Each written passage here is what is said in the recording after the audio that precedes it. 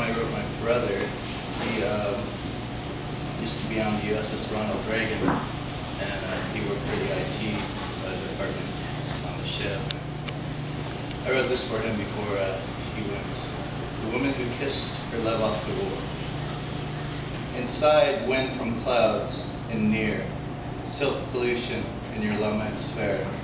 I see wilderness arousing your fingertips. I notice the textures in your eye color. I know that taste others only can drool over. Feel into the oceans crashing onto your lips. Feel a gripping tingle on your hips. I see you know pleasure now. I see you are lost in this kiss, or you should be by now. A sweet, subtle blade piercing the tongue. Eyes closed and in heaven's gate one. The strong magnetic pound by the sun. I must watch you go now, my love. I will miss you, dear. And if you never come back, know this. You are my only one. You are my only one.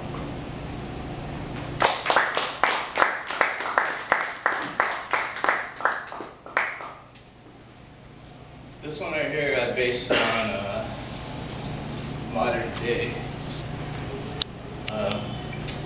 female, same gender relations. And the poem is called Once Upon the 15th Century because during that time I'm sure there were relations between the two, and it was a lot harder than now, even though now it's still hard for them. You know, a lot of people are prejudiced against it. Here it goes. So we stare into scars, trees mistaken for ghosts, forests full of caves many years ago. Let us forgive all the treasures, pierced eternal through the heart, putting destiny on hold. Curling into the midnight so blue, nothing around in deep space to lose. Trees mistaken for ghosts, putting destiny on hold. Many years, centuries ago, two women fell so deeply in love, found that the public would crucify them, together the two in the cemetery. So deeply the two in love. Feared that the public would crucify them, together the two in the cemetery. So deeply the two in love. Sky so clear, space blue, digging their grave together.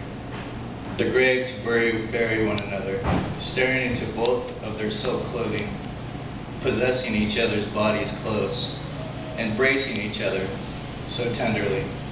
Mandolin caressing Catherine's hair. Catherine gently massages Catherine's breasts with her tongue. Madeline in deep ecstasy.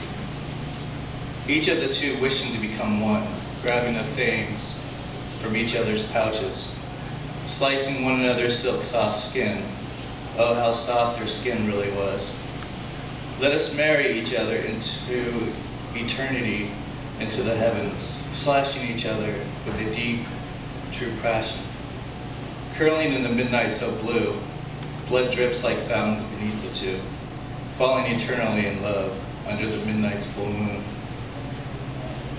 The two leave their bodies, black and white spirits appear circling the pit of the grave, brushing the earth into the hole, filling it incomplete. Leaving the figures of sin, for a soul has no gender. The two enter the heavens. Tombstone above them says, Mrs. and Mrs. Starlight Moon. Rest in peace. Married one as eternally, together as one.